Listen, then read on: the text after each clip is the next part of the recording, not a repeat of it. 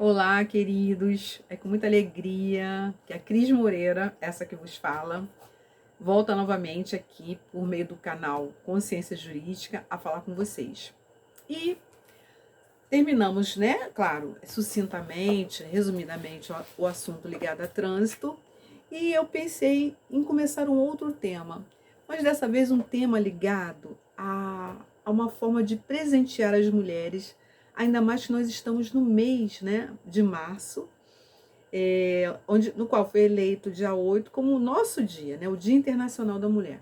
Sendo certo, claro, que os nossos dias são todos, né, tanto dos homens quanto das mulheres, ou seja, a raça humana, né, a humanidade, cada um de nós considerados, né, independente do nosso gênero, da nossa cor, das nossas escolhas ou da nossa idade, né, temos todos os dias como nossos. E ter essa consciência é fundamental. Mas, já que socialmente falando, há essa convenção, eu pensei, por que não aproveitar a oportunidade e presentear as mulheres, né, com consciência? E nesse caso específico, consciência jurídica, que é o foco do nosso canal. E aí eu pensei, o que será que mais aflige uma mulher de modo que ela não realize os seus propósitos de vida? Quais seriam as dificuldades que ela poderia estar enfrentando, né? Dentre várias, né, que nós possamos assim, enumerar ou imaginar. E aí eu comecei a lembrar da Lei Maria da Penha, né, do Estatuto, né, que trata especificamente de algumas espécies de violências cometidas contra as mulheres e inclusive podem ser cometidas também por outras mulheres, desde que façam parte dessa convivência, né, dita doméstica, ou seja, de proximidade. Notem que eu não estou excluindo os homens, né, desse presente. Por quê? Porque eu creio que todo homem, todo bom homem, todo homem sério, digno, virtuoso, ele tem a noção da importância da mulher na sua vida. Primeiro porque todos foram gerados, né, por meio do ventre feminino, né? E também porque são filhos, né, naturalmente, são pais, são irmãos, são maridos. Então são seres que certamente vibram com a felicidade, né, daquela mulher, né, ou daquelas mulheres que fazem parte da sua rotina, né? Enfim, de uma ou várias dessas maneiras como eu coloquei agora, tá? Então, hoje eu vou falar de um tema ligado à violência e há um artigo dentro da Lei 11.340, que é a lei que trata, né, da violência doméstica contra a mulher, chamada, né, vulgarmente por Lei Maria da Penha, que eu preciso compartilhar com vocês. Hoje de manhã, enquanto eu caminhava, eu até cheguei a falar de algumas nuances relativas à violência psicológica, não é? Que tem a ver com humilhação, tem a ver, e compartilhei numa lista de transmissão que eu tenho com pessoas amigas, mas eu resolvi trazer esse tema para o canal porque eu penso assim, nós temos que expandir essa noção para todos, inclusive homens, né? Todos têm que ter conhecimento é, de como o legislador trata essa matéria, de modo que, primeiro, né, jamais incorram nessas práticas, mas não porque o legislador converteu esse tema em lei, mas porque esse tema é de suma gravidade e quando alguém chega a praticar qualquer dessas considerações aqui verificadas na lei, é porque há um adoecimento também desse homem ou dessa mulher que pratica uma violência doméstica, né, contra outra mulher. Então, é um tema que nós temos que considerar de uma maneira assim como um tema muito relevante e compreender que todos nós, de alguma maneira, podemos estar sujeitos. E então, para que nós mesmos tenhamos consciência, ou então compartilhemos, né, esse estudo, esse vídeo, com alguém que seja do nosso conhecimento, alguém que esteja sofrendo alguma dessas violências. E por isso que eu gostaria que vocês tivessem toda a atenção na análise conjunta comigo, né, da leitura desse dispositivo artigo 7º, se divide nas várias espécies de violência. Daqui a pouco nós vamos ler juntos. Eu digo isso, gente, porque ter a oportunidade também de ajudar outras pessoas é uma bênção, é uma dádiva. Então, assim, tudo que nos chega, todo conhecimento que nos chega, nos gera automaticamente uma responsabilidade.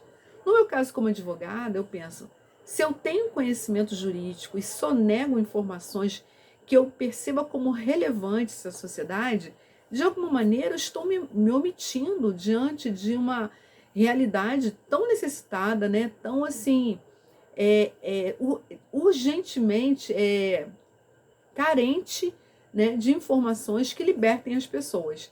Então, vamos já, sem maiores delongas, né?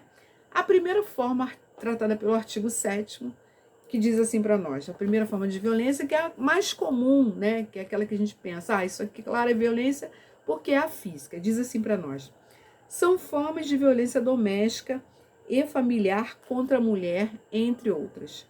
Número 1, a violência física, entendida como qualquer conduta que ofenda sua integridade ou saúde corporal.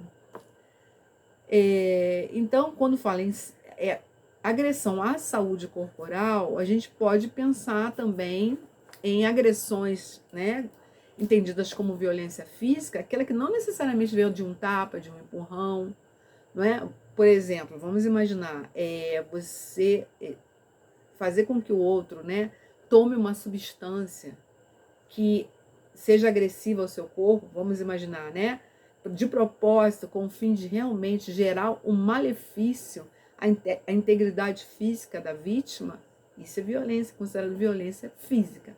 Entendam isso? Ou seja, não é só o empurrão, não é só o tapa, não é só a agressão, né? É pela via de uma lesão corporal, propriamente dita. Agora nós vamos à segunda espécie de violência, que foi a que eu compartilhei de manhã com os nossos amigos, que é a violência psicológica. Essa, muitas vezes, quem a sofre não compreende que está sofrendo. Às vezes a pessoa entra num círculo vicioso tão terrível de uma relação doentia que a pessoa não percebe. Se não me dão licença, um minuto só para eu fechar a porta por causa do barulho. Um minutinho.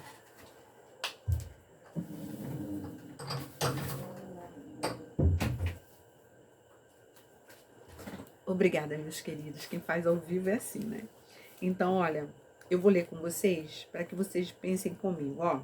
A violência psicológica é entendida como qualquer conduta que lhe cause dano emocional e diminuição da autoestima ou lhe prejudique e perturbe o pleno desenvolvimento ou que vise degradar ou controlar suas ações, comportamentos, crenças e decisões mediante ameaça, constrangimento, humilhação, manipulação, isolamento, vigília constante, perseguição quanto mais, insulto, chantagem, violação de sua intimidade, ridicularização, exploração e limitação do direito de ir e vir ou qualquer outro meio que lhe cause prejuízo à saúde psicológica e à autodeterminação. Notem, o legislador ele foi bem feliz, eu entendo, quando tentou assim abarcar a maior quantidade de hipóteses possíveis que configuram a afetação à psicologia do ser, a psicologia da mulher, né? Que muitas vezes, por exemplo, vamos dar um exemplo claro e muito corriqueiro, aquele homem que se diz muito ciumento e que não deixa a mulher fazer absolutamente nada. Ela não tem liberdade para se vestir, ela não tem liberdade para ir aos lugares que ela deseja, ela não tem liberdade para estudar, ela não tem liberdade para trabalhar, ela é o tempo todo menosprezada nas iniciativas que possui. E essa mulher muitas vezes se ilude achando que isso é amor. Eu acho que algum de nós conhece alguém assim, certo? Então, essa pessoa está tão longe de uma percepção de entender que hoje isso é crime. Isso é crime porque, na verdade, aquela pessoa que sofre essa digamos, como é que eu diria a vocês? Como é que seria a expressão? Essa diminuição da sua expressão humana da liberdade da sua expressão, né, em toda assim a sua plenitude possível, ela está sendo, na verdade, manipulada, malignamente manipulada, e não compreende isso, dá outro nome a essa manipulação. Existe o ciúme saudável? Claro que existe, mas a gente sabe que é diferente, não é? Não é um ciúme que cerceia, não é um ciúme que impõe, não é um ciúme que gera constrangimentos, é diferente. É diferente, certo?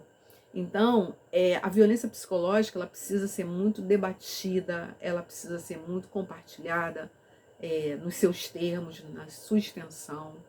Eu acho até que é um tema para a área de psicologia desenvolver com muita extensão, porque eu imagino que muitas pessoas, porque a gente também não pode dizer que só as mulheres que sofram disso. Muitos homens também sofrem isso, né? De mulheres, só que tem que aí já não configura, né, o crime dentro da Lei Maria da Penha, porque a Lei Maria da Penha, de alguma maneira, ela foi criada para a defesa das mulheres que, por conta de uma sujeição emocional, psicológica, física, né, digamos assim, de um poderio masculino sobre essa mulher fragilizada, ela de alguma maneira precisa de uma ajuda estatal, né, desse auxílio estatal para poder se libertar desse algoz, né, digamos, dizendo assim bem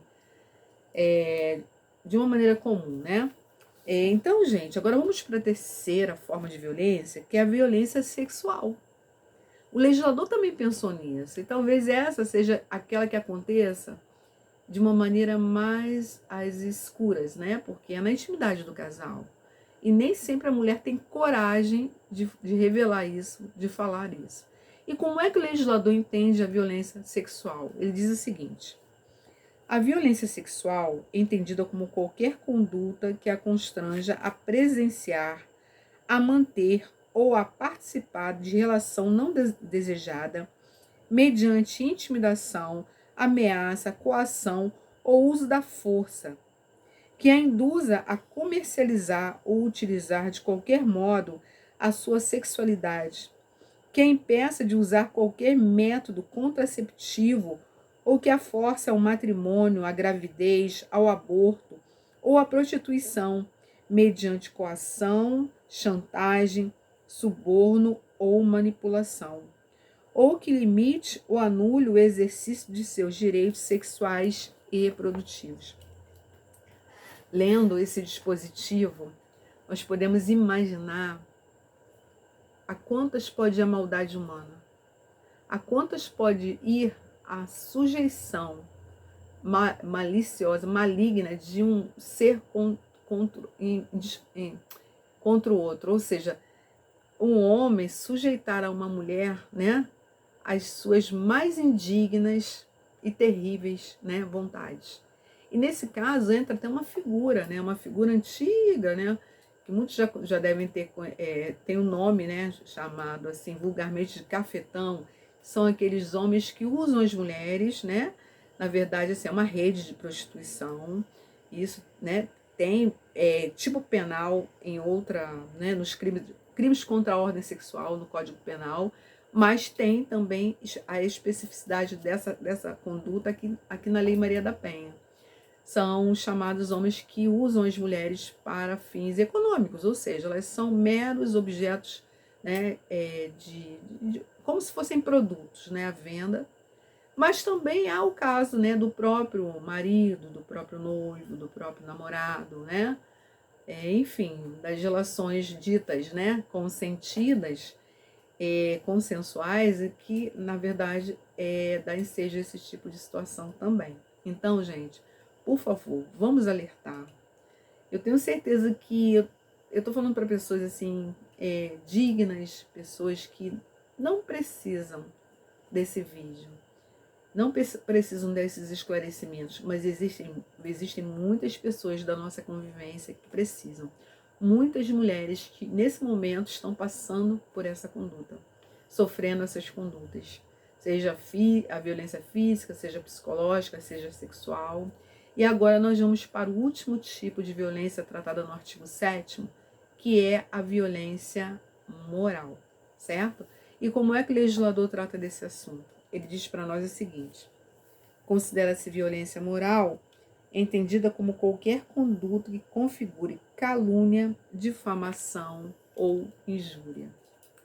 Quando a gente fala nesses crimes, esses crimes são tratados também lá no Código Penal, e o legislador diz que são crimes contra a honra. Então, o que seria a difamação, o que seria a injúria, o que seria a calúnia? A calúnia é você atribuir a alguém, né, falsamente o cometimento de um crime. A injúria seria você ofender aquele sentimento que a pessoa tem sobre si mesma, ou seja, o chamado ferimento da honra subjetiva. E já a difamação é o ferimento da honra objetiva, que é o conceito que a pessoa goza, né, na sociedade.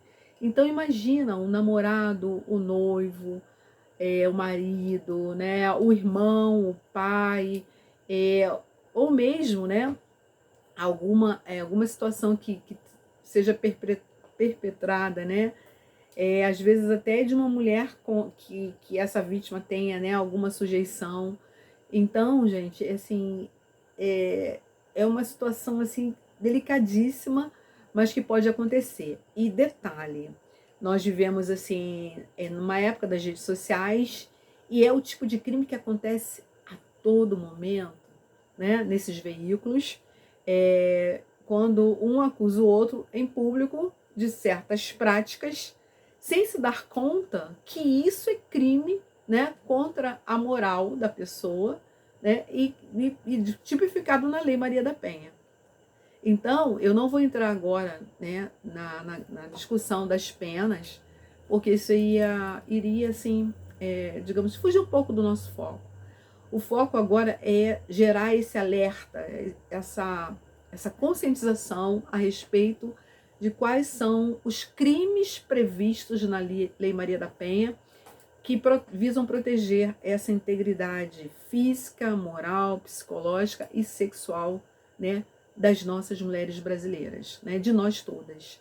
Tá certo, gente? Então, eu peço, por favor, que vocês deem um like, né? Porque afinal de contas nós estamos no YouTube, nós precisamos disso para continuar com o nosso canal, para que o YouTube entenda a relevância do nosso canal. Aqueles que não estiverem inscritos, por favor, peço que se inscrevam. Eu peço que vocês também compartilhem esse vídeo e esses que receberem o vídeo compartilhado também se inscrevam.